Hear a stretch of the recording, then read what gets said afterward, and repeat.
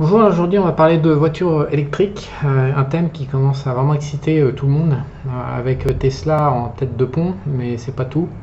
Donc on va faire quelques comparaisons, on va établir quelques ratios. Alors je vous ai préparé une petite liste, pour l'instant il y a 4 valeurs électriques.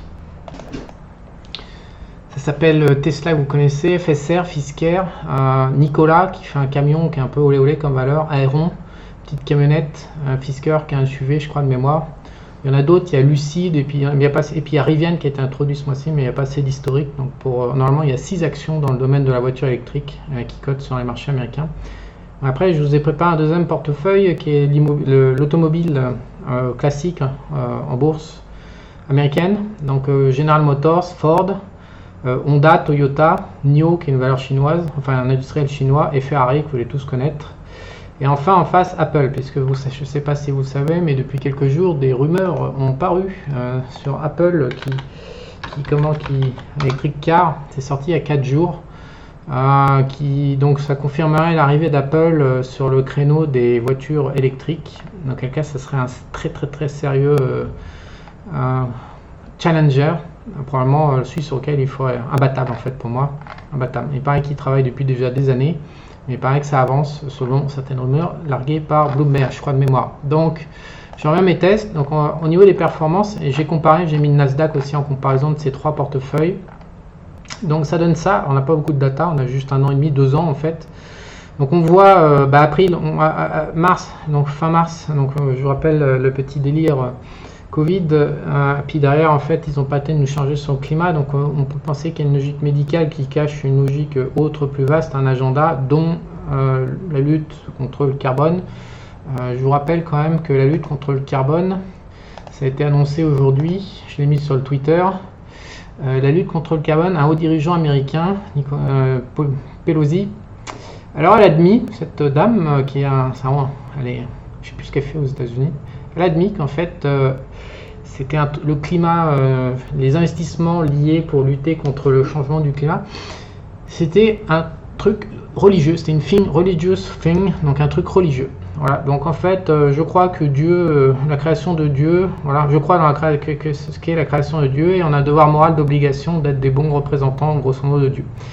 Donc, on n'est plus du tout dans la science, voilà, c'est comme avec le Covid, on n'est plus dans la médicale, la recherche médicale, les chiffres, on est dans de la religion, en fait, il faut croire. Donc, croyons, hein. Alors moi je m'en branle, hein. Tant que ça monte en bourse et qu'on peut faire du pognon, je vais bien croire à n'importe quoi. Bon, évidemment, c'est un petit peu olé olé, mais la réalité, c'est qu'actuellement, on nous demande de croire. Donc, avec le Covid, on a eu cette envolée sur la courbe bleue, c'est les voitures électriques, et notamment Tesla. La courbe, la deuxième, c'est donc la rouge, portfolio 2. Alors le portfolio 2, c'est les voitures classiques. Donc on voit qu'elles font jeu égal avec le 3 qui est Apple en fait. Et en 4, c'est Nasdaq. Donc on voit bien que l'industrie automobile, de manière générale, depuis 1 an, surperforme le Nasdaq. Alors que c'est quand même le Nasdaq est encore une fois là où il y a le plus de création de valeur sur le marché financier. Donc on voit qu'on a une industrie qui est hot. Alors de temps, il y a des résultats hétérogènes. Moi personnellement, Ferrari m'a toujours beaucoup plu depuis 4-5 ans. Alors malheureusement, c'est plus une valeur pour traders comme moi parce qu'il n'y a pas assez de volatilité. Et il n'y a pas de marché trop parabolique, c'est assez calme. Donc c'est vraiment une super valeur pour investisseurs. Donc pour ceux qui ont la patience, généralement, elle fait 1 ou 2 trimestres d'attente et puis elle repart. Donc, comme vous pouvez voir, ça monte bien. En termes de proportion, on passe quand même de 50 à 275. On est bientôt arrivé à une performance de 6 fois la mise en l'espace de 5-6 ans. Donc, honnêtement, c'est un super ratio. Donc, Ferrari, c'est une super valeur. Si je vous montre maintenant, moi, ce que je pense, c'est que je ne suis pas spécialiste bien sûr du futur et je ne suis pas dans mon domaine de compétences de l'analyse financière, mais enfin au début de l'an 2000, il y avait plein de Amazon différents qui faisaient du e-commerce et il n'en est resté qu'un, il n'y avait qu'un seul Amazon en liste très rapidement et tous les autres ont pris le mur, se sont fait racheter ou ont fait faillite. Je pense que pour la voiture électrique, ça va être un petit peu la même histoire, il n'y a qu'un seul Tesla, tous les autres prétendants sont plutôt légers en pure player. Après les fabricants d'automobiles traditionnels sont ce qu'ils sont, je ne vais pas trop commenter, j'ai pas trop d'avis. Et Apple a tous les moyens de niquer à peu près tout le monde, puisque c'est un rouleau compresseur. Et contrairement à Tesla, Apple fait des vrais bénéfices avec des vrais ratios financiers qu'on peut aller voir maintenant d'ailleurs.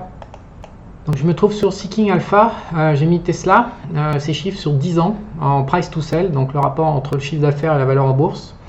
Donc pour info, les entreprises normales ont un rapport de 1, 2, 3, 4, 5 fois le chiffre d'affaires. La techno, ça peut tourner de 8 à 13 ou 14. Et donc Tesla, ou 15 maxi, et Tesla en fait, lui, 15 fois le chiffre d'affaires, c'est à peu près le point bas. Et en fait, Tesla, non, lui, c'est 25 fois le chiffre d'affaires.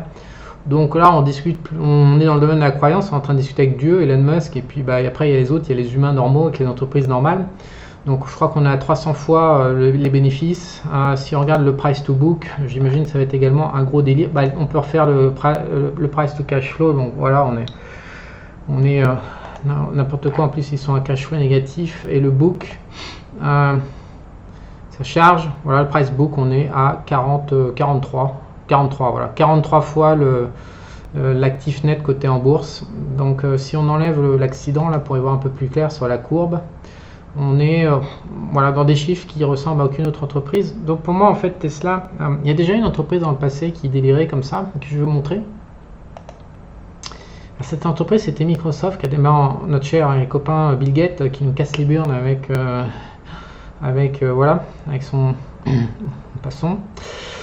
Donc Microsoft a démarré en 88 et donc est passé de 0,30, un truc comme ça, alors c'est avec le split compris, à 50 en l'an 2000, au plus haut de la bulle internet. Donc ce qui nous fait 150 fois de la progression, donc de 1 à 150, voilà, donc c'est juste en 12 ans, donc c'est juste gigantissime comme progression. Et ce qui s'est passé après, c'est que ça s'est croûté de 50% environ, et puis c'est resté stable pendant 10 ans, et il a fallu 16 ans pour refaire un nouveau plus haut. Pour moi, je ne sais pas si Tesla va se croûter ou stagner comme Microsoft. Je comprends bien qu'Elon Musk est super génial, archi machin, moi je suis le premier fan, mais il y a un moment, il y a quand même une petite réalité qui va tôt ou tard faire surface, qui est le pognon. Et donc même pour Microsoft et pour plein d'autres entreprises américaines, on a déjà vu ça dans le passé, c'est une boîte qui n'a plus aucun avenir en termes boursiers, je l'entends, même si elle fait des bénéfices, même si elle se développe, même si, tout ce que vous voulez. Pour moi Tesla, alors elle va peut-être encore faire des délires, elle va peut-être monter à 2000 $ le titre là, direct en ligne droite. Rien n'est impossible pour Elon. Elon, encore une fois, ne subit pas les mêmes contraintes physiques que les nôtres. Mais à un moment ou à un autre, ça va reconnecter à l'arrêté, après il n'y aura plus rien. Donc moi, et à mon avis, voilà. Bref, donc si Apple devait confirmer son arrivée sur le marché des voitures électriques, je vais monter un ratio en fait entre Apple et Tesla. Donc voilà le ratio entre Apple et Tesla sur 5 ans. Alors si on devait regarder ce ratio ici, moi ce que je vois tout de suite c'est que on avait un ratio en faveur d'Apple ici, donc ça varie entre 1 et 2, c'est-à-dire qu'Apple a progressé de 50% de plus sur 3 ans que Tesla, jusqu'au Covid, mars 2020, auquel cas là on change le game.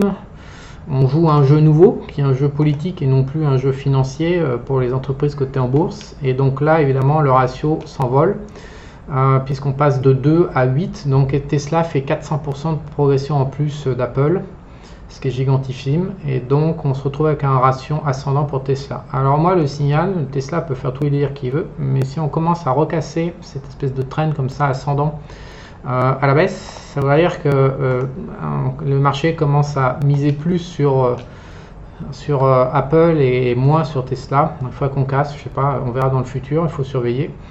Et ça serait un bon pari pour moi parce que Tesla c'est un peu n'importe quoi. Donc au final d'acheter Apple et de shorter Tesla, puisqu'Apple ça reste quand même une cash machine, la plus belle cash machine au monde. Donc s'ils se lancent sur la voiture électrique, ce sera encore une fois un rouleau compresseur imbattable. Ils ont tout pour réussir. Honnêtement, entre Tesla et Apple, ça fait pas l'ombre d'un doute pour moi qu'Apple parviendra à dominer tout ça. Donc voilà ce que je pouvais vous dire, et sur les actions qu'il faut acheter. Donc je vais poursuivre la mise à jour de ces indices, en rajoutant, quand on aura plus de data, les 2 actions électriques qui manquent, pour faire 2 portefeuilles de 6 valeurs et pour comparer à Apple et au Nasdaq. Et on va voir comment tout ça évolue. En tous les cas, pour l'instant, ça surperforme en bourse. le meilleur indice au monde qui est le Nasdaq. Encore une fois, l'industrie automobile fait mieux en ce moment, ce qui est quand même assez hallucinant. Et je vous rappelle pour les investisseurs l'action Ferrari, RACE, qui est quand même un super plan en bourse.